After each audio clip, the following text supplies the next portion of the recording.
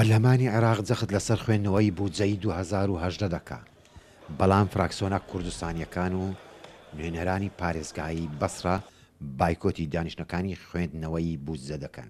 ئێمە وەکو ڕۆژانی ڕابردوو لەسەر هەڵوێستی خۆمان سوورین، بڕیارمان داوە بایکۆتی دانیشتەکانی پەرلەمان تایبەت بە بودجە بکەین هەموو کتلە کوردستانیەکان و ئەمڕۆ ئێمە جارێکی تر چوینە ژوورەوە بۆی ڕێگری بکەین بە شێوەیەکی نایاسایی و دوور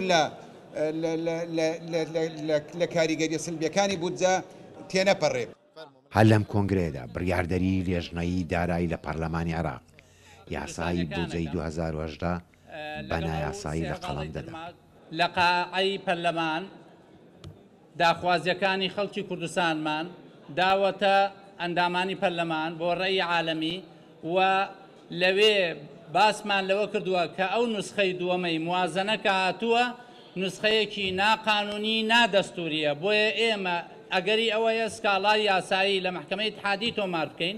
فراکسیۆنی یەکگرتووی ئیسلامی هەڵوێستی سەرۆکی پەرلەمان بە پیلانجێر لەگەڵ سەرۆک وەزیران لە قەڵەم دەدا کە بەیەکەوە کار بۆ بڕینی قوتی هەرێمی کوردستان دەکەن.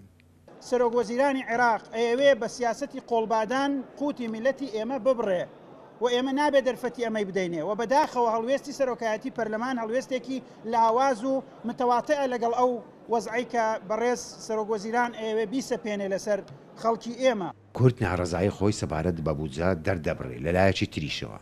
نوێنەرێکی پارێزگایی بەسرە هەمان هەڵوێستی بەرامبەر بە یاسایی بودجە هەیە کە حکوومەتی عێراق ئەم پارێزگایی پشتگوێ خستووە سەرەرای ئەوەی کە ئەم پارێزگای لە هەرە پارێزگا گرنگەکانی و بەرهەمێنانی نەوتە.